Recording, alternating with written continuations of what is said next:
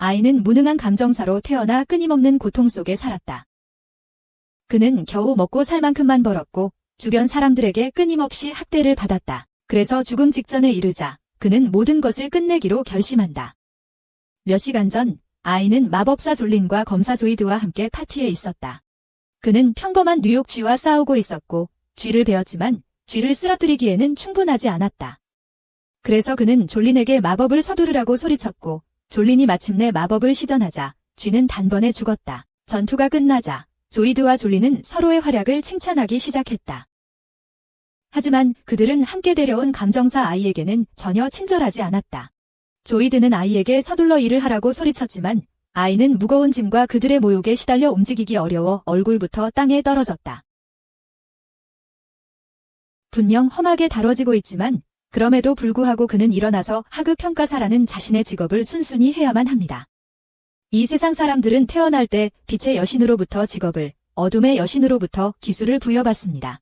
이 기술들을 연마함으로써 다양한 능력과 힘을 얻을 수 있습니다. 하지만 직업은 유전적으로 계승되기 때문에 절대 바꿀 수 없습니다. 이 직업들은 희귀, 상급 일반, 하급 일반으로 등급이 나뉘어져 있습니다. 그리고 보시다시피 하급 일반은 청동 등급 쓰레기라서 이 계급의 대부분의 사람들은 농민이나 상인으로서 힘든 삶을 살아갑니다. 애인의 부모님은 가족을 부양하기 위해 작은 감정평가점을 운영했지만 애인이 어렸을 때 비극적으로 돌아가셨고 그는 혼자 남겨졌습니다. 그래서 그는 이 두 사람의 영광 없는 짐꾼이 되었고 그들이 위해 일하는 것을 싫어하지만 어쩔 수 없습니다.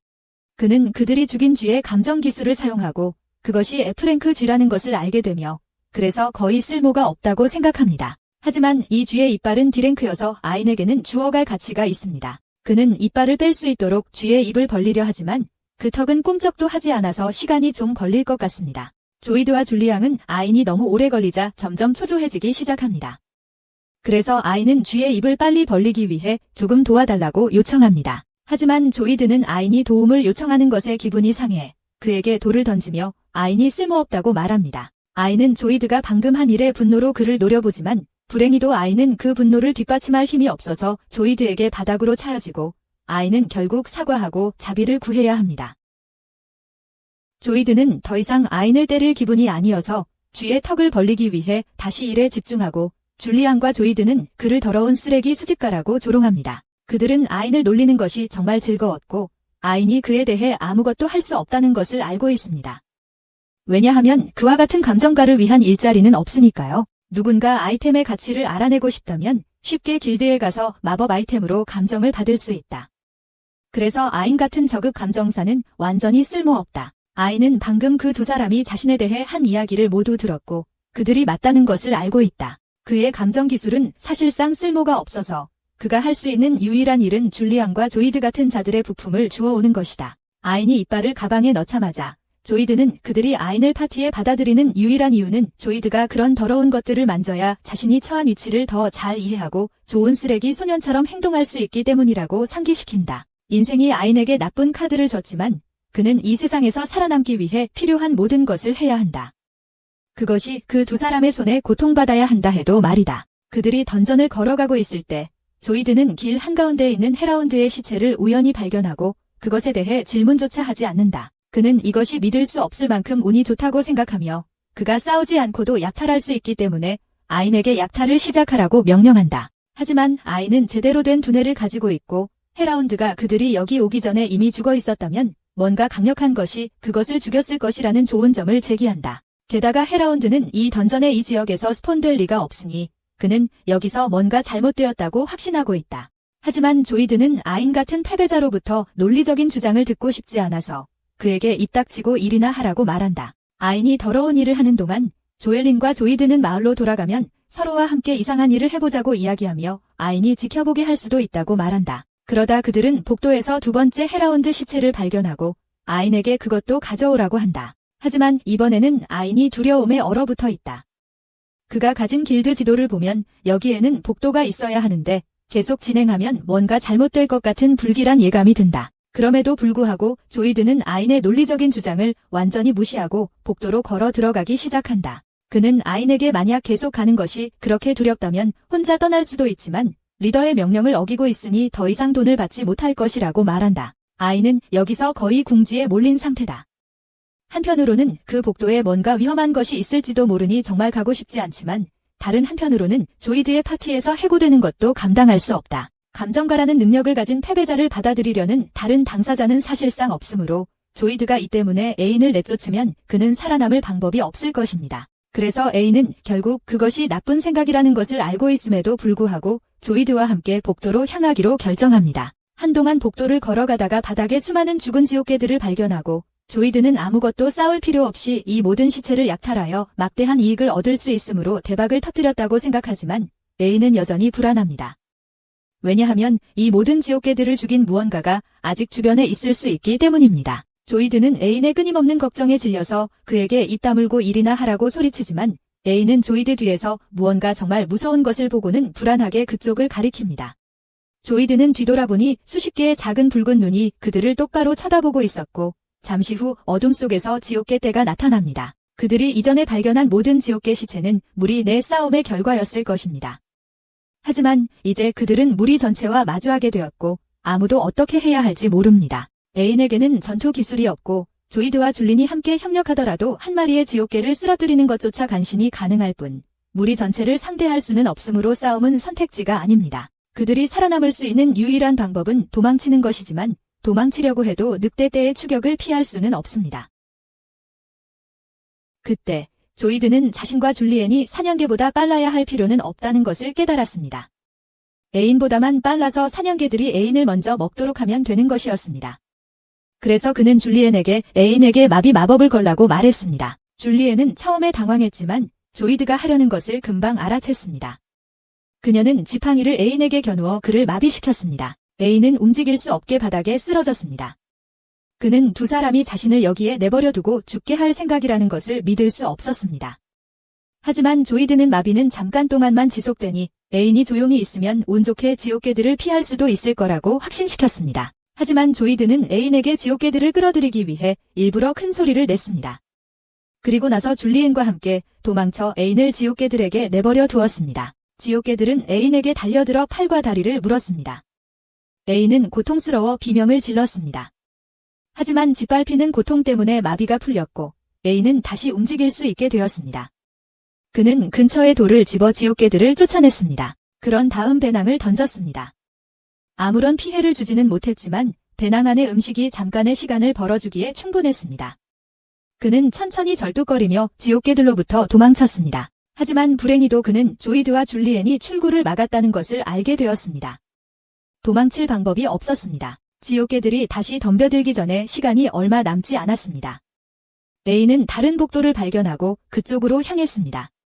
하지만 실망스럽게도 그 복도는 거대한 막다른 길이었습니다. 아인에게 모든 희망이 사라진 것처럼 보인다. 그는 도망갈 곳이 없고 개들이 점점 가까워지는 소리를 들을 수 있다. 어차피 죽을 거라면 아이는 괴물들에게 살아서 먹히기보다는 죽는 것이 더 낫다고 생각한다. 지금까지 그는 자신의 실패를 쓰레기 같은 감정평가 직업 탓으로 돌렸지만 이제는 그 직업 때문에 마주한 도전을 극복하려고 실제로 노력하지 않았다는 것을 깨닫는다. 하지만 지금 깨달았다고 해도 그가 무엇인가를 바꿀 시간은 너무 늦었다. 아인의 몸이 땅에 부딪히면서 큰 충돌 소리가 나지만 그는 분명 충격으로 죽었음에도 불구하고 우연히 나무 위에 떨어진다. 아인 앞에 아름다운 소녀가 나타나 그의 시체 쪽으로 천천히 걸어가서 이마에 입맞춤을 한다. 그녀가 그렇게 하자 아인의 몸이 다시 움직이기 시작하고 잠시 후 그는 의식을 되찾는다. 아인이 다시 맑은 생각을 할 수 있게 되자 그는 여전히 살아있고 모든 상처가 치유되었다는 것을 깨닫고 어떻게 그럴 수 있는지 궁금해지기 시작한다. 그는 나무에서 떨어지는 물방울을 발견하고 몇 개를 잡아 자신의 감정 기술로 확인해 본다. 그리고 그의 완전한 충격 속에서 이것들은 세계수의 S랭크 물방울이라는 것을 알게 된다. 그는 거대한 나무를 감정하고 확실히 이 거대한 나무 덩어리가 전설의 세계수임을 발견한다. 오래전 이 세계에는 하나의 세계수가 있었고 이 나무는 인간이 마법을 창조하는 데 사용하는 만화를 생산하는 역할을 했다. 그러나 전설은 또한 세계수가 오래전에 시들어 죽었다고 말하고 있지만 많은 학자들은 여전히 세계 어디엔가 존재할 것이라고 이론을 세운다. 그래서 대규모 탐험이 이를 찾기 위해 발족되었다. 그러나 나무는 결코 발견되지 않았다. 왜 아무도 발견하지 못했는지 이해가 가는데 그는 던전의 바닥을 찾을 것이라고 생각할 것이다. 그는 나무가 자신을 되살려 주었을 것이라고 깨닫고 고마움을 전한다. 그러면서 그는 소녀의 목소리를 듣지만 여기에는 분명히 다른 사람이 없으니 그의 상상이었을 것이다. 앞으로 나아가 아이는 추락에서 살아남은 것에 기쁘고 이곳은 괴물이 없으니 꽤 안전해 보인다. 하지만 그는 어떻게 다시 지상으로 돌아갈지를 생각해야 한다. 조이드와 졸리는 분명히 아인을 구하기 위해 누군가를 부르지 않을 것이고 여기에 음식도 없으니 그가 빨리 집으로 돌아가지 않으면 굶어 죽을 것이다. 그는 출구를 향하지만 떠나기 전에 다시 한번 자신을 구해준 나무에게 감사를 표합니다. 이곳은 분명 길드 지도에 없으므로 아이는 이곳에서 무엇을 기대해야 할지 전혀 알 수 없습니다. 여기 적들은 그를 거의 죽일 뻔했던 지옥개들보다 강할 것이 틀림없으므로 두렵지만 어쩔 수 없이 가야 합니다. 그는 더 이상 변명하지 않고 아무리 힘들더라도 살아남기 위해 무엇이든 할 계획입니다. 아이는 던전으로 나가지만 놀랍게도 한참 동안 걸었는데도 몬스터의 흔적이 전혀 없습니다. 싸우지 않아도 된다는 사실에 그는 정말 안도하지만 갑자기 아인의 얼굴 근처에서 바람이 불고 순간 그의 귀가 바닥에 떨어집니다. 그는 고통스러워하며 비명을 지르고 잘린 귀를 잡으려 하지만 그 과정에서 두 손가락이 잘립니다. 아인의 고통 뒤에 있는 것은 이 S급 고블린이고 아인은 지옥개들조차 B급이었기 때문에 이것에 대적할 방법이 없다는 사실에 정말로 당황하기 시작합니다. 그레물린이 아인에게 칼질을 시작하는데 너무 빨라서 아인이 반응할 틈이 없고 그의 유일한 선택은 도망치는 것이다. 하지만 그가 도망치려 할 때 그레물린이 낯을 들어 아인의 가슴을 찌르려 하지만 그 전에 뭔가 더 무서운 것이 나타나서 얼어붙는다. 그레물린은 거대한 죽음의 곰에게 눌려 죽고 만약 아인이 그레물린에게 상대가 되지 않았다면 그는 죽음의 곰에게는 분명히 살아남지 못할 것이다. 곰은 아인의 얼굴을 발톱으로 베어내며 그의 눈 중 하나를 파괴하고 아인이 기어가려고 할 때 곰은 그를 들어올려서 피가 입에서 쏟아지도록 압박하기 시작한다. 죽음의 곰이 아인을 먹으려던 찰나 심술궂은 여자가 나타나 그의 머리를 베어버린다. 그녀는 인간을 구한 사실이 싫지만 그 소녀가 계속 도와달라고 애원해서 어쩔 수 없었다. 그리고 그는 다시 한번 자신의 상처가 치유된 것을 보고 놀라며 일어나 앉았을 때 전에 봤던 그 소녀가 그 앞에 앉아 있는 것을 본다. 아이는 자신이 보고 있는 것에 대해 아직 정리하지 못하고 있는데 그때 그의 뒤에서 여자가 나타나 아인이 제대로 감사를 표하고 그 소녀가 만든 차를 마시라고 요구한다. 아이는 차를 못 봐서 혼란스러워하지만 그때 유리라는 소녀가 그를 위해 특별히 만든 차를 들고 있는 것을 발견한다. 아이는 어떤 신체 액체가 들어있을지도 모르는 신비로운 차를 마시길 주저하지만 우르슐라가 강제로 그의 목구멍으로 밀어넣으니 선택의 여지가 없다. 하지만 실제로 그 차는 정말 맛있어서 아이는 유리에게 그렇게 말하고 유리는 그가 좋아해줘서 정말 기쁘다. 아이는 유리가 행복할 때 정말 귀여워 보인다고 생각하지만 우르슐라는 그가 유리에 대한 생각이라도 가지면 그의 존재를 완전히 지워버리겠다고 경고한다. 아이는 메시지를 이해하고 넘어가서 그를 죽음의 곰으로부터 구한 것이 두 사람인지 묻는다. 우르슐라는 그 같은 냄새 나는 인간을 보호할 관심이 없었다고 말하지만 유리가 그를 구해달라고 계속 부탁했기 때문에 어쩔 수 없었다고 한다. 아이는 유리가 자신을 걱정해줘서 고맙다고 말하고 유리는 조금 부끄러워한다. 그러자 우르슐라는 그의 얼굴에 발차기를 하고 딸과 플러트한 것에 대해 그를 짓밟기 시작한다. 아이는 우르슐라가 유리의 어머니라는 사실에 충격을 받지만 더 정확히 말하자면 우르슐라는 사실 유리의 보호자이며 그녀가 이곳에 뿌리를 내린 이후로 그렇게 되어왔다. 유리는 인간처럼 보일 수 있지만 사실 그녀는 이 세계에 존재하는 9개의 세계수 중 하나입니다. 그래서 우르슐라는 그녀를 지키고 유리를 향한 잠재적 위협으로부터 방어하는 임무를 맡았습니다. 아이는 유리가 세계수의 정령이라는 사실에 놀라지만 그녀가 너무 아름다워서 이해가 됩니다. 하지만 그가 그렇게 말한 직후 유리는 다시 부끄러워하고 그래서 우르슐라는 유리를 그렇게 음탕한 눈으로 바라본 아인을 땅에 차고 맙니다. 아이는 사과하지만 눈에 대해 이야기하던 중 죽음의 곰에게 눈알 하나를 찢긴 후에도 여전히 볼 수 있다는 것을 깨닫습니다. 우르슐라는 그녀가 세계수의 눈물로 그를 치유했다고 설명하지만 눈물의 치유 능력으로도 부서진 눈알을 복원할 수는 없기 때문에 유리는 아인에게 새로운 눈을 만들기 위해 세계수의 일부를 사용해 달라고 관대하게 요청합니다. 아인은 다시 정말 고마워하지만 그들이 서로를 거의 모르는 상황에서 유리가 왜 그렇게 그를 걱정했는지 궁금해지기 시작합니다. 유리는 그가 여기 떨어졌을 때 자신에게 고마움을 표했기 때문이라고 말합니다. 사람들이 여기 떨어지는 것은 드물지만 여전히 몇 차례 사람들의 불행한 추락 사건이 있었고 유리는 항상 그들을 구했지만 그들은 절대 그녀에게 감사하지 않았습니다. 사람들이 그녀가 세계수라는 것을 깨닫자마자 이기적으로 그녀의 수액을 뽑아가고 심지어 유리의 가지와 잎을 뜯어내어 돈을 벌려고 했습니다.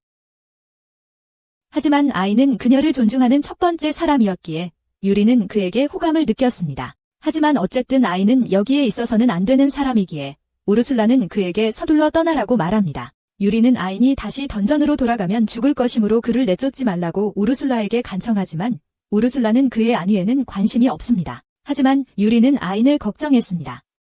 그래서 아인이 무사히 집으로 돌아갈 수 있도록 방법을 찾아달라고 우르술라에게 간청합니다. 하지만 우르술라가 그를 도울 수 있는 방법은 거의 없습니다. 그녀는 세계수의 수호자이기 때문에 세계수에서 너무 멀리 떨어질 수 없어 아인을 지상으로 안내하는 것은 불가능합니다. 그리고 이 던전에서는 순간이동 마법이 통하지 않으므로 그것도 사용할 수 없습니다. 유리는 아인 살릴 방법이 없다는 사실에 엄청난 충격을 받고 눈물을 흘리지만 우르슐라는 그녀가 울고 있는 모습을 참을 수 없어 아인이 무사히 집에 돌아갈 수 있도록 대안을 생각해냅니다. 그녀는 그를 향해 돌아서서 그가 혼자서 나갈 수 있을 만큼 강해질 때까지 자신이 직접 훈련시킬 것이라고 외칩니다. 유리는 도움을 주기로 해준 우르슐라에게 고마워하고 아인도 더욱 고마워합니다. 왜냐하면 그는 여기서 확실히 죽을 줄 알았기 때문입니다. 그는 우르슐라와 유리를 모두 포옹하지만 우르슐라는 이런 애정 표현을 좋아하지 않아서 그를 떼어내고 그가 세계 최고의 현자 중 한 명에게 지옥 같은 훈련을 받을 것이라고 경고합니다. 그러니 그녀는 게으름을 용납하지 않을 것이니 진지하게 임하라고 합니다. 아이는 이해하고 최선을 다하겠다고 맹세하지만 우르슐라가 훈련을 시작하기 위해 그를 밖으로 이끌 때 아이는 그녀가 혼자서 괴물과 싸우게 할까 봐 걱정하기 시작합니다. 그때 우르슐라는 그가 혼자서 괴물과 싸우기를 기대하고 있다고 알려줍니다. 왜냐하면 그것이 그가 배우는 가장 빠른 방법이기 때문입니다. 우선 그녀는 저 멀리 있는 그 그렘린과 싸워보기를 원한다고 말하지만 아이는 그 방향에 아무것도 보이지 않습니다. 우르슐라는 그의 눈이 세계 나무의 조각으로 대체되었으니 그것을 조금 활용해보라고 상기시켜주지만 나무 정령의 눈을 가지고도 아이는 여전히 아무것도 볼 수 없습니다. 우르슐라는 그가 자신의 정신의 눈이 진정으로 무엇을 할 수 있는지에 대한 인식이 부족하다고 말합니다. 그래서 아이는 자신의 눈을 잃었던 순간과 유리가 그것을 회복하는데 도움을 준 방법에 대해 잠시 생각합니다. 그가 눈을 뜨고 나자 모든 것이 훨씬 더 밝게 보입니다. 이제 아인이 드디어 선명하게 볼 수 있게 되자 우르슐라는 그들의 훈련을 시작할 시간이라고 말합니다. 그래서 그녀는 근처의 괴물에게 돌을 던지고 아인에게 그의 첫 번째 임무는 괴물의 고속 공격을 피하는 방법을 배우는 것이라고 말합니다. 아인은 괴물이 너무 빨리 움직여서 따라잡을 수 없기 때문에 그게 가능하다고 생각하지 않습니다. 하지만 우르슐라는 그가 자신의 평가 기술을 사용하여 괴물의 움직임을 스캔하기만 하면 된다고 말합니다. 아인은 그렇게 작동하지 않는다고 생각하지만 선택지가 많지 않아서 시도해보니 놀랍게도 이제 괴물의 움직임을 정말로 볼 수 있게 되었습니다. 하지만 피하는 것을 잊어버리면 의미가 없습니다. 아인이 부상을 입었기 때문에 우르슐라는 장벽을 세우고 유리에게서 빌린 나무 방울병을 꺼냅니다. 그녀는 그것을 아인의 절단된 귀에 부어주고 귀가 다시 붙은 후 그에게 이걸 진지하게 받아들이는 게 좋다고 말합니다. 그렇지 않으면 계속해서 베일 것이라고 합니다. 그녀는 장벽을 내리고 그렘린이 다시 그를 공격하지만 그는 그렘린이 어디서 공격할지 알고 있어서 제때 피할 수 있다. 일주일간의 지속적인 훈련 끝에 아이는 그렘린의 움직임을 평가하는 데 익숙해졌고 매번 그 공격을 피할 수 있게 되었다. 그는 자랑스럽게 우르슐라에게 자신이 기술을 마스터했다고 말하지만 그 과정에서 경계를 풀어버려서 그렘린이 뒤에서 몰래 다가와 그의 등을 베어버린다. 우르슐라는 그들 주위에 방패를 만들어 잠시 쉴 수 있도록 하고 아인의 고통을 보고 크게 웃지만 그가 잘 피했다고 인정하며 첫 번째 테스트를 통과했다고 말한다.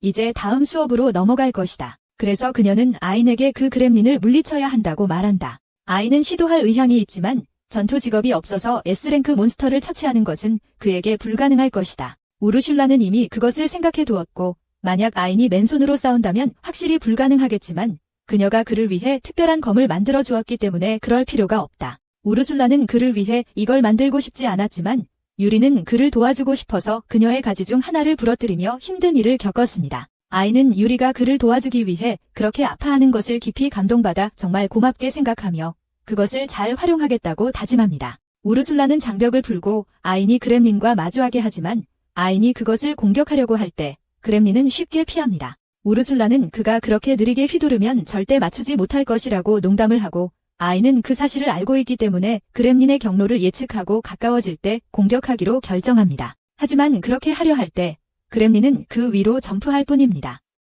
왜냐하면 그것은 바보가 아니니까요. 그렘린이 아인이 공격하려는 것을 보면 당연히 피하려고 할 것이므로 아인은 새로운 전략을 생각해야 합니다. 그렘린의 움직임을 단순히 평가하여 공격을 예측하는 대신 아이는 공격 자체의 모든 측면을 평가해야 하므로 그는 깊이 파고들어 그렘린이 자신에게 돌진할 때 슈퍼 평가를 수행합니다. 그렇게 할 때 그렘린은 시간이 멈춘 것처럼 보이지만 실제로 아이는 자신의 눈이 너무 높은 속도로 평가하고 있기 때문에 그것이 느리게 움직이는 것처럼 보고 있는 것입니다. 그림리의 움직임을 명확히 본 아이는 쉽게 준비하여 얼굴을 때려 마침내 쓰러뜨린다.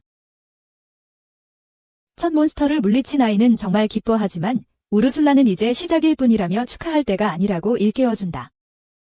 다음 훈련으로 우르술라는 아인에게 12마리 이상의 그림리를 더 물리쳐야 한다고 말하고 아이는 자신감을 가지고 바로 시작한다. 몇 시간의 전투 끝에 아이는 마침내 모든 그림리를 쓰러뜨리고 칭찬을 기대하며 우르술라에게 돌아서지만 그녀는 세계수의 힘을 다룰 수 있는 사람에게는 이 정도는 당연하다고 말한다. 그 말과 함께 아이는 꾸준히 발전하고 있으니 다음 단계로 넘어갈 준비가 되었다고 생각한다. 그녀는 아인에게 그림리의 능력을 감정하고 그것을 자신의 것으로 만들라고 말하지만 아이는 감정은 스킬 정보만 보여줄 뿐이라 무슨 뜻인지 이해하지 못한다. 우르술라는 인간은 끊임없는 연습을 통해 기술을 배우고 그의 영안으로 아이는 스킬의 정보뿐 아니라 그에 따른 모든 경험도 얻을 수 있을 것이라고 지적한다. 이 방법으로 그는 순식간에 기술을 습득할 수 있기에 직접 시험해 보기로 하고 고블린의 기술을 평가한다. 그 순간 아이는 엄청난 양의 정보가 한꺼번에 몰려들면서 심한 두통을 느낀다. 고통에 무릎을 꿇지만 두통이 가라앉자 고블린의 초고속 이동 기술을 습득한다. 너무나 빨리 기술을 익힌 사실이 믿기지 않아 직접 시험해 보기로 하고 던전 복도를 따라 달리기 시작한다. 예전보다 훨씬 빨라진 자신의 속도에 놀라지만 한 가지 문제가 있다. 이 속도에 몸이 익숙하지 않아 몇 초 만에 온몸의 근육섬유가 산산조각 난다. 우르술라가 그에게 다가와 눈물을 흘려 아인의 부러진 몸을 치료한다. 현재 그의 몸이 그러한 힘을 감당할 수 없다면 결국 적응할 때까지 계속 연습해야만 한다. 아인의 근육섬유는 그가 달릴 때마다 계속 찢어지지만 그 찢어진 덕분에 우르술라, 머설러는 계속해서 그를 치유해주고 결국 그의 근육은 더 이상 부서지지 않게 된다. 그는 이제 강한 몸과 가속 스킬을 가지게 되었고 아이는 지금의 자신으로 죽음의 곰에게 도전할 수 있을지 궁금해하지만 우르술라는 그가 지금 상태로 싸움을 걸면 여전히 처참하게 패배할 것이라고 말한다. 그는 더 빠르고 날렵해졌지만 여전히 필요한 공격력이 부족하므로 우르술라는 그에게 자신의 능력 중 하나를 복사하도록 허락하기로 한다. 아이는 이 소식을 듣고 신이 나서 우르술라에게 그녀의 능력이 무엇인지 묻고 그녀는 즉시 그에게 화염구를 쏘아 보여준다. 우르술라의 능력은 버리기 마법이라고 하며 그녀는 주문을 외우는데 시간을 들이지 않고 마법을 사용할 수 있다. 아이는 그 능력이 매우 강력하다고 생각하여 배우고 싶어 하지만 우르술라는 그가 화염구를 쏘는 동안 감정평가를 해야만 허락해주겠다고 한다.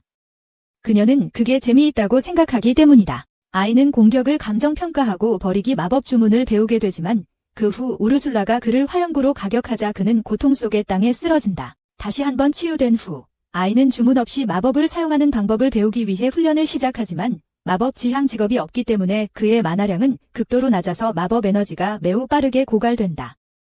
다행히도 그가 눈물로 치유될 때마다 그의 만화는 보충되고 동시에 마법 능력이 조금 증가하지만 그 기술을 마스터하고 싶다면 오랜 시간 동안 계속 연습해야 할 것이다. 마법 훈련을 반 달 동안 한 뒤 아이는 중급 마법을 사용할 수 있게 되었고 이제 1000개 이상의 파이어볼을 동시에 쏠 수 있다.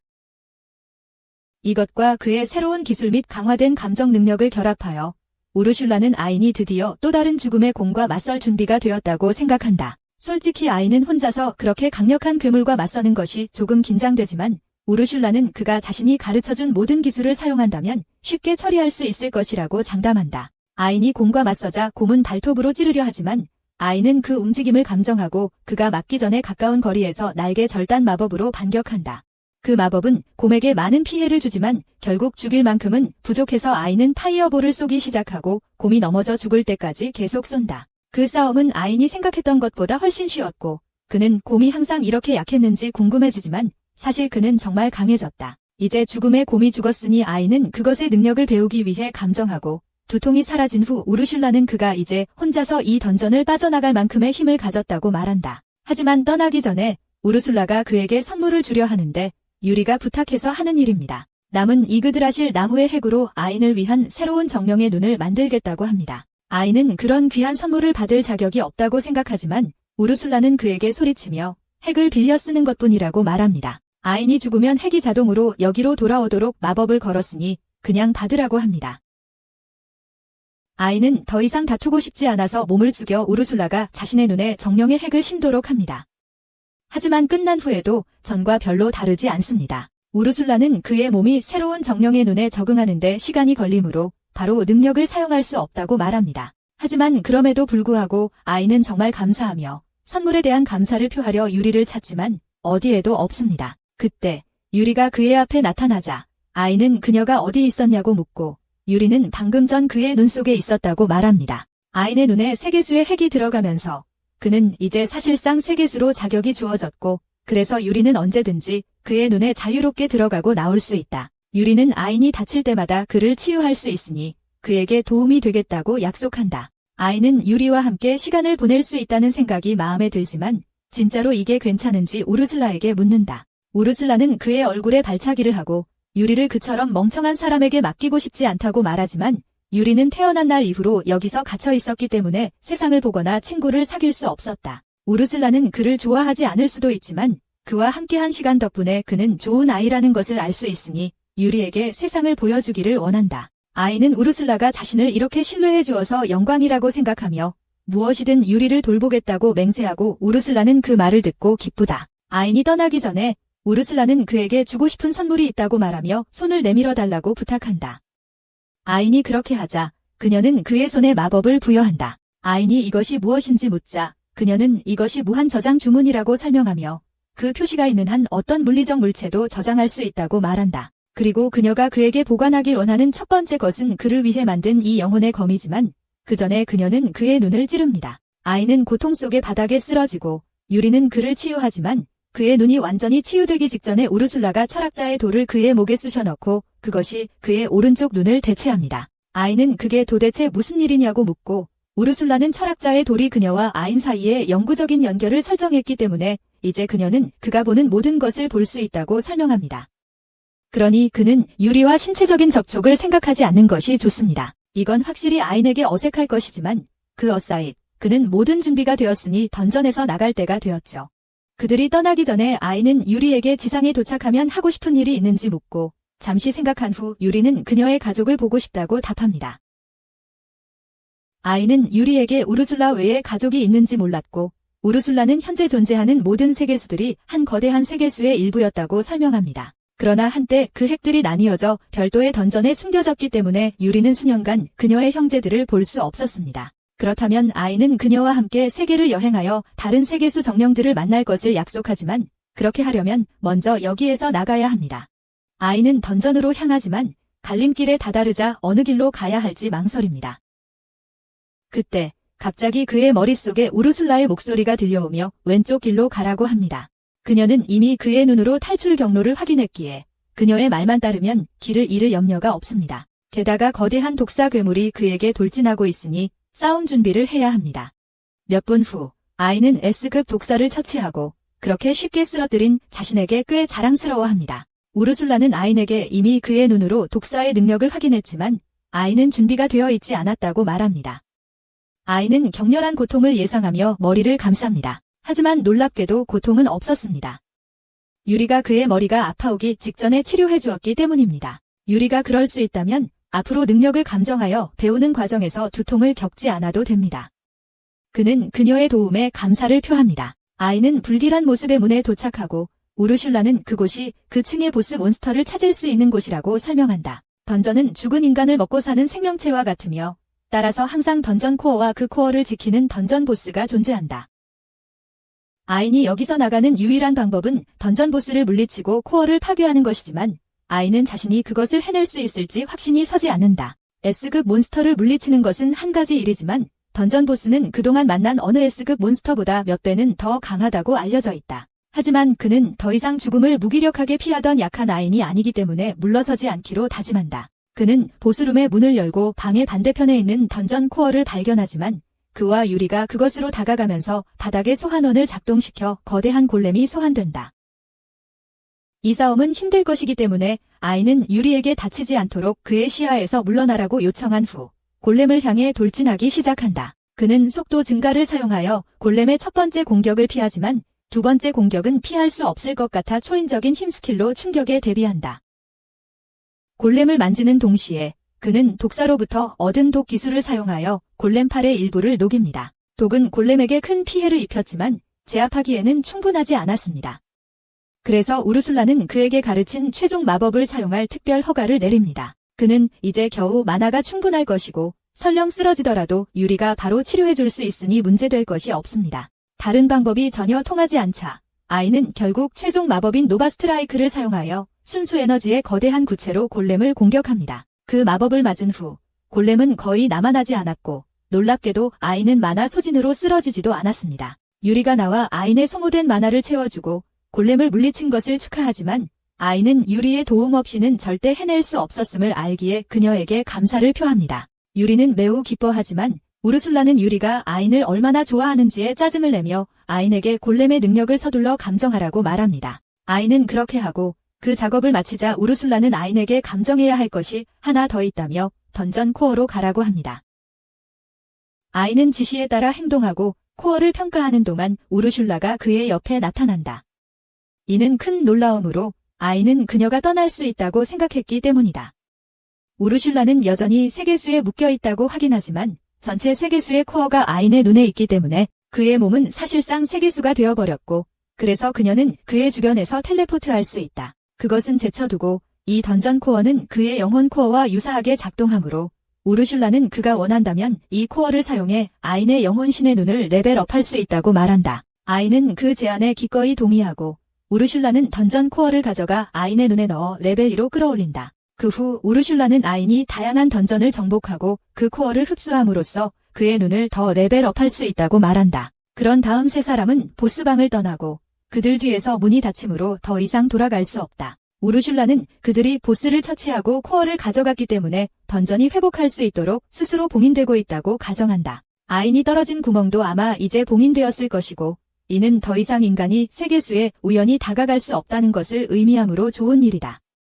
그래서 우르슐라는 유리의 나무 몸을 보호하는 것에 대해 더 이상 걱정할 필요가 없다. 셋은 마음껏 모험을 떠날 자유를 얻었다. 마을로 돌아온 조이드는 주변 모험가들에게 던전에서 일어난 비극과 지옥계에게 잡아먹힐 뻔했던 이야기를 계속 늘어놓고 있었다. 그가 간신히 탈출할 수 있었던 건 아인이 자기 희생적으로 지옥계들을 유인해줬기 때문이라고 했다. 뻔뻔한 거짓말이었지만 조이드는 아인이 죽었다고 생각했기에 아무도 알아채지 못할 거라고 확신했다. 아인이 돌아와 자기 행동을 폭로할 리가 없으니까. 잠시 후 아인이 조이드 뒤에 나타났다. 그는 조이드의 이야기를 모두 엿들었고 그를 폭로하려고 온 것이다. 그는 모두에게 조이드와 졸린이 자신을 마비시킨 후 지옥계에게 내버려뒀다고 말했다. 술집 사람들은 분노했다.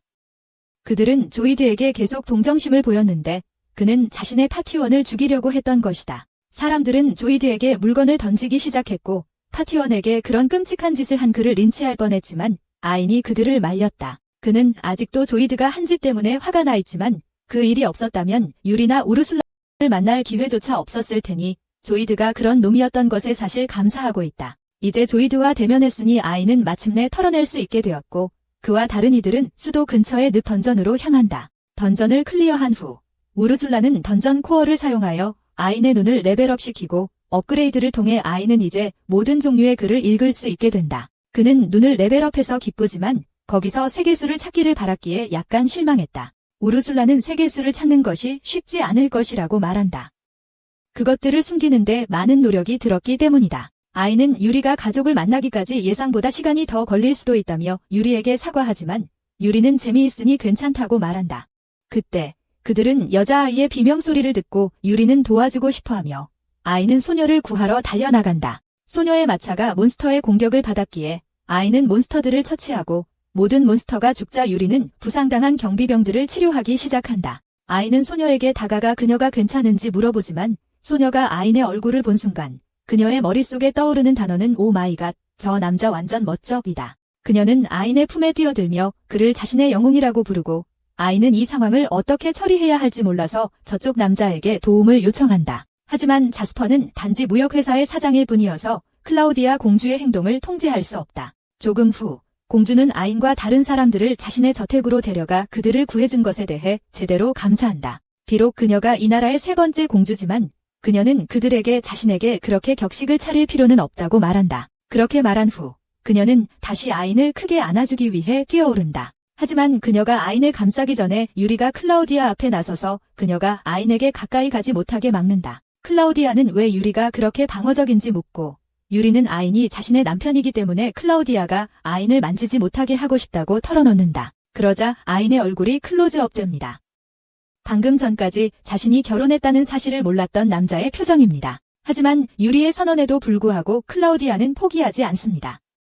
아인의 두 번째 아내가 되는 것에 괜찮기 때문입니다. 유리와 클라우디아가 아인을 두고 다투는 사이 제스퍼가 다가와 아인에게 할 말이 있다고 합니다. 아인이 무슨 일인지 묻자 제스퍼는 자신이 아인과 결혼하고 싶다고 말합니다. 오늘 세 번째 청혼입니다.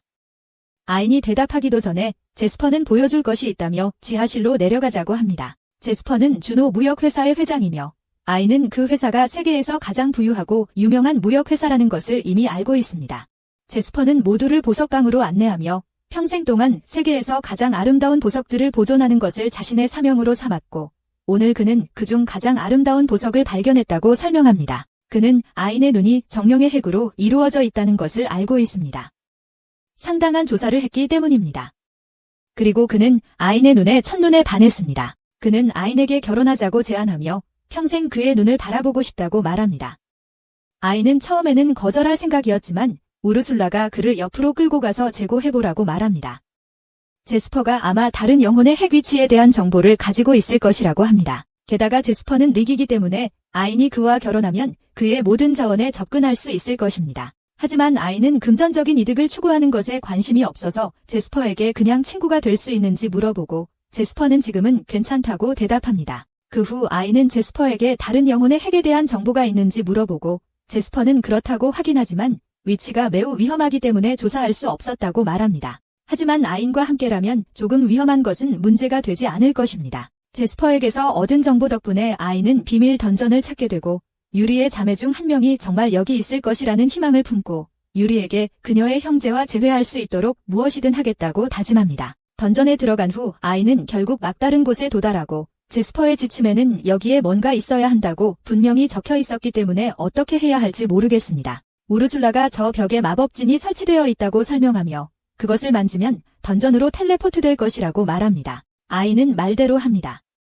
그가 벽에 손을 대는 순간 정글이 내려다 보이는 절벽 위에 서 있게 됩니다. 던전 안에 정글이 있다는 사실에 놀라지만 우르술라는 이 모든 것이 강력한 마법으로 만들어낸 환영이라고 말합니다. 바로 그때 그들은 누군가의 목소리를 듣고 유리는 그것이 여동생 피나의 목소리임을 알아챕니다. 유리는 피나를 만나고 싶어서 그녀의 위치를 묻지만 피나는 던전 끝에 있기에 던전을 클리어해서 그녀에게 가야 한다고 말합니다. 아이는 던전 전체를 클리어해야 한다는 사실에 짜증을 내며 피나에게 순간이동 마법 같은 걸로 끝까지 데려다 줄 수 없냐고 묻지만 피나는 그런 마법을 사용할 수 없다고 합니다. 그러자 아이는 던전 전체를 클리어하기로 하고 피나는 단순한 인간에게서 나오는 그런 자신감에 놀랍니다. 피나는 아인이 허세를 부린다고 생각하며 던전 전체에 함정을 설치해 두었으니 계속 진행하면 다칠 수도 있다고 경고합니다. 아인은 위험하다는 것을 알지만 자신이 해낼 수 있다고 확신합니다. 피나는 아인이 흥미롭지만 그를 믿지 않고 던전을 통과하려 애쓰는 그를 보며 즐거움을 느낄 것이다. 사실 아인 바로 앞에 함정 구덩이가 있고 피나는 그가 그것을 눈치채지 못하고 빠질 것이라고 확신한다. 하지만 아인은 그것을 눈치채고 쉽게 함정을 뛰어넘는다. 그런 다음 피나가 설치한 다른 모든 함정들을 계속 피해가고 피나는 자신이 그것들을 만드는데 많은 노력을 기울였기 때문에 화가 나기 시작한다. 아인은 피할 수 있는 함정에 일부러 빠질 것도 아닌데 왜 화를 내는지 이해하지 못하지만 유리는 피나가 항상 사람들이 즐길 수 있는 장난을 치는 것을 좋아했다고 설명한다. 아인은 이 함정들 중 어느 하나라도 사람을 죽일 수 있기 때문에 피나의 취미가 순수하다고 생각하지 않는다. 피나는 자신은 사디스트일지 몰라도 악당은 아니라고 말하며 아인을 가로막는다. 그녀는 던전이 사람들이 치명적인 위험에 처하면 자동으로 던전에서 쫓아내도록 설계했기 때문에 그녀의 함정으로 인해 아무도 죽은 적이 없다. 하지만 그래도 너를 괴롭힐 수는 있지? 그래서 그녀는 아인에게 정말 강력한 몬스터들을 보내겠다고 말해. 곧 첫 번째 몬스터가 아인에게 다가오는데 S급 오란 식물형 몬스터야. 몬스터가 아인에게 가스를 뿌리자 피나는 비웃으며 그게 수면 가스라서 곧 기절할 거라고 말해. 하지만 아인은 모든 상태 이상 효과에 대한 저항력을 부여하는 스킬을 얻었기 때문에 조금도 졸리지 않아. 피나는 믿을 수 없어서 아인이 자신의 던전의 재미를 망친다고 짜증을 내. 아인은 그녀가 자신이 던전을 너무 쉽게 클리어해서 좌절하는 이유를 이해하지만 유리를 위해 이러는 거라며 검을 뽑아 엘론드를 베어. 그런 다음 몬스터를 감정하지만 정신이 팔린 사이에 무언가가 그의 머리를 친다. 그림자에서 다른 몬스터가 공격하는 것 같은데 아인은 아무것도 볼 수 없어. 우르슐라는 괴물이 숨기 위해 어떤 스텔스 기술을 사용하고 있다고 가정하지만 아인에게 보이지 않더라도 그의 능력은 모든 매복 공격을 무효화하기 때문에 상관없다. 게다가 그는 가만히 서 있을 때 일반 공격을 무효화하는 별개의 능력도 가지고 있어서 사실상 무적이다. 피나는 자신이 듣고 있는 것이 믿기지 않지만 그녀의 스텔스 몬스터가 아인에게 아무런 피해를 줄 수 없다 하더라도 그들을 볼 수 없다면 아인은 그들을 처치할 수 없다. 그것이 사실일 수 있지만 아인은 특별한 눈을 가지고 있어서 잠시 후 몬스터의 위치를 파악하고 중력 마법을 사용해 처치한다. 피나는 모든 노력이 헛된 것에 정말 화가 나지만 결국 다시 일어서는 그녀는 아인이 다음 몬스터를 처치할 수 없을 것이라고 자신 있게 선언한다. 그녀는 아라크네와 켄타우로스를 내보내지만 3초 후 아인은 아무렇지도 않게 그들을 처치한다. 피나는 그것을 보고 공식적으로 포기하며 아인이 결국 인간이 아닐 것이라고 확신한다. 왜냐하면 동시에 두 개의 S급 몬스터를 처치할 수 있는 인간은 없기 때문이다. 한편 조이드는 아인이 그를 폭로한 후 모험가로서의 삶이 사실상 무너졌다. 길드로 돌아오자 모든 모험가들이 그를 곱지 않은 시선으로 바라본다.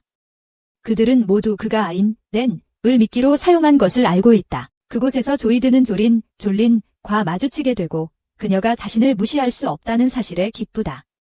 그녀도 이 일에 가담했기 때문이다. 하지만 그는 잘못 생각했다. 조린은 조이드가 추방당하자마자 편을 바꿨고 사람들에게 자신이 잘못한 것이 없다는 것을 믿기 위해 눈물까지 흘린다. 조이드는 그녀에게 거짓말을 그만하라고 하고 아인을 마비시키는 주문을 건 사람이 그녀였음을 상기시킨다.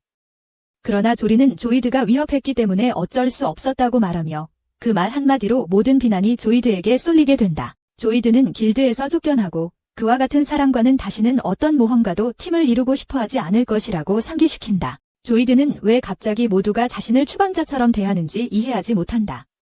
그들 중 누구라도 늑대에게 둘러싸였다면 아인을 미끼로 남겨두었을 것이라고 확신한다. 그는 이 모든 엉망진창을 아인에게 돌린다. 만약 아인이 그냥 죽었더라면 조이드의 비밀은 절대 드러나지 않았을 것이다. 이제 조이드는 자신의 명성을 회복할 수 있는 유일한 방법이 어려운 던전을 혼자서 해결하고 모두에게 자신이 강하다는 것을 증명하는 것이라고 믿는다. 그는 애인이 갔던 던전과 같은 던전에서 진행되는 C급 퀘스트를 수락하기로 합니다. 보통 C급 임무는 그에게 불가능하지만 그는 할 수 있습니다. 그때 그의 뒤에서 소리가 들려 놀라지만 아무것도 아닌 것으로 드러납니다. 잠시 위험에 처한 줄 알고 안도했지만 실수로 벽에 닿아 비밀 던전으로 순간이동하고 이제 그는 확실히 위험에 처했습니다. 그는 이것이 비밀 던전임을 깨닫고 그렇다면 강력한 몬스터가 있을 것이라고 생각하지만 조이드는 자신감에 차서 어떤 일이든 처리할 수 있다고 확신합니다. 적어도 그는 그렇게 생각하지만 두 발자국 걷자 함정에 빠져 죽을 위기에 처합니다. 다행히도 피나가 사람 죽이는 걸 싫어한다는 말이 거짓이 아니었기에 조이드는 밖으로 순간이동하고 피나의 안내 방송을 듣습니다. 다시 시도해도 된다는 내용입니다. 던전에서 죽을 수 없다는 걸 깨달은 조이드는 계속해서 시도하여 던전을 클리어할 만큼 강해질 기회라고 생각합니다. 그는 다시 던전으로 들어가 함정에 계속 걸려 넘어지다가 결국 숲속의 빈터에 도착합니다. 하지만 그의 상황은 나아지지 않습니다. 거대한 S급 도마뱀 몬스터와 마주하게 되고 곧바로 심각한 부상을 입습니다. 피나는 이 광경을 재밌어하지만 여전히 자신의 던전에서 누군가 죽는 것을 원치 않아 조이드에게 원한다면 지금 바로 텔레포트 해줄 수 있다고 말합니다. 조이드는 포기하지 않지만 팔이 으스러지고 격렬한 고통에 신음하며 포기한다는 말을 잊어버립니다. 도마뱀이 다시 공격하려는 순간 아이온이 그의 앞에 나타나 한 방에 도마뱀을 처치합니다. 조이드는 누군가가 S급 몬스터를 그렇게 쉽게 죽일 수 있다는 사실에 놀라지만 자신을 구한 사람이 아이온이라는 것을 깨닫지 못합니다. 서로를 바라보며 아이온은 조이드에게 여기서 무엇을 하고 있는지 묻고 조이드도 같은 질문을 합니다. 아이온은 이 던전을 클리어할 계획이기 때문에 여기 있다고 설명하며 현재 조이드가 방해가 되고 있다고 말한다. 그래서 그를 좋아하지 않지만 유리에게 그의 팔을 치료해달라고 부탁하고 이후 그는 조이드를 기절시켜 피나가 그를 던전 밖으로 텔레포트할 수 있도록 한다. 아이온은 계속 나아가다가 결국 보스방의 문을 발견하게 되며 피나는 그가 그녀에게 가고 싶다면 보스를 처치해야 한다고 말한다. 아이오는 던전 보스를 처치하면 던전이 봉인될 것이라고 생각했기 때문에 혼란스러워하지만 사실은 그렇지 않다. 우르슐라는 그가 던전 코어를 온전히 남겨두기만 하면 던전은 회복될 수 있다고 말하며 던전이 괜찮을 것이라는 확인을 받은 아이오는 보스와 맞서기 위해 안으로 들어간다. 하지만 그가 들어가자 보스 몬스터는 어디에도 보이지 않는다. 그때 그의 발 아래에서 땅이 흔들리기 시작하고 아이오는 비행 기술을 사용해 피한다. 그리고 그 괴물은 거대한 거북이라는 것이 드러난다. 아이오는 그것이 엄청나게 크기 때문에 약간 놀라지만 당황한다고 해도 그것을 처치하는 데 도움이 되지 않으므로 아이오는 그것에게 불덩이를 연속으로 발사한다. 하지만 연기가 거치자 거북이에겐 아무런 피해가 가지 않았다. 거북이는 반격하여 아이온에게 물공을 쏘고 아이온은 그것을 쳐서 되돌려 보내지만 역시 아무런 피해도 주지 못합니다. 지금까지 공격이 전혀 효과가 없어 아이오는 방법이 떨어지고 있습니다. 하지만 자세히 보니 자신이 확실히 거북이를 직접 맞춘 불 공격과 물 공격에도 불구하고 바닥에 피해가 남아있는 것을 알아챕니다. 이제 상황을 이해한 아이온은 땅에 내려앉아 자신의 이론을 증명하기 위해 거북이에게 짓밟히게 합니다. 아이온의 예상대로 거대한 거북이의 발구르기는 자신에게 아무런 피해를 주지 못합니다. 거대한 거북이의 몸은 환영이었던 것입니다. 거대한 거북이가 환영이라는 것이 밝혀지자 아이온은 환영을 해소하는 주문을 외워 진정한 보스 몬스터, 작은 녀석을 드러냅니다. 몬스터가 환영이라는 것을 알아채지 못했던 우르술라조차 아이온에게 감탄하지만 아이온이 아기 거북이를 평가하자 그녀는 거북이에 대해 믿을 수 없는 것을 알아채고 너무 놀라 말을 제대로 하지 못합니다. 아이온은 우르술라가 무슨 말을 하는지 이해하지 못하지만 설령 이 작은 녀석이 던전 보스라 해도 아이온은 그것을 죽이고 싶지 않아 피나에게 패배를 인정하라고 부탁합니다. 피나는 거부하며 아이온이 거북이를 죽이기 전까지는 지지 않았다고 말한다. 그래서 아이온은 그녀에게 정말로 그렇게 사랑스러운 작은 친구를 죽이게 할 것인지 묻는다. 피나는 기분이 나빠서 패배를 인정하고 그들이 자신의 방에 들어올 수 있다고 말한다.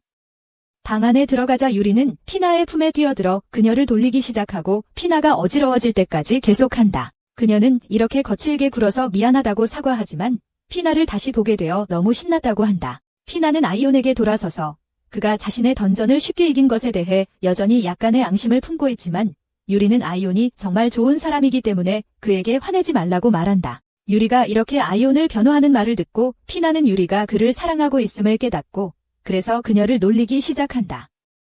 유리는 당황하지만 그걸 부정할 수는 없다. 이제 유리와 피나가 재회했으니 피나는 부탁할 게 있다고 말한다. 그녀는 아이온과 여행하고 싶어하며 함께 가는 것에 동의한다면 자신의 정령 코어를 그에게 주겠다고 제안한다. 유리는 이 아이디어에 매우 신나 보이므로 아이온에게 괜찮은지 묻고 그는 문제 없다고 하므로 모두가 동의한다. 그때 작은 거북이가 아이온의 어깨에서 뛰어내려 소녀로 변신한다. 그녀는 자신을 피나의 수호자 쿠로하임, 천상의 짐승 거북이의 딸이라고 소개하며 우르술라가 마치 자신이 훈련 교관을 만난 것처럼 당황하는 걸 보니 쿠로는 수호자들 중에서 꽤 높은 등급인 것 같다. 아이온은 우르술라가 이렇게 공손하게 행동하게 만드는 누군가가 있다는 사실에 여전히 믿기지 않는다. 쿠로가 피나의 수호자이기 때문에 아이온은 피나를 데려가려면 그녀의 허락을 요청해야 하고 쿠로는 그 아이디어에 찬성하지만 한 가지 조건이 있다. 그녀도 함께 가고 싶어 한다. 그녀는 아이온에게 철학자의 돌을 건네주고 만약 그가 이 돌을 자신의 눈에 피나의 영혼핵과 함께 추가하면 둘 다 그와 함께 갈 수 있을 것이라고 한다. 또한 쿠로의 능력 덕분에 그녀는 장벽을 생성할 수 있으니 아이온에게 유용할 것이라고 확신한다. 한편 조이드는 마침내 던전 밖에서 깨어나고 지금 그가 살아있는 유일한 이유는 그가 수년간 괴롭혔던 바로 그 아이온이 그를 구하기로 선택했다는 것을 깨닫는다. 그는 뒤로 돌아 누워 자신이 얼마나 실패자가 되었는지에 대해 울기 시작한다. 이것은 사화의 끝입니다. 다음 편을 놓치지 않으려면 구독하세요.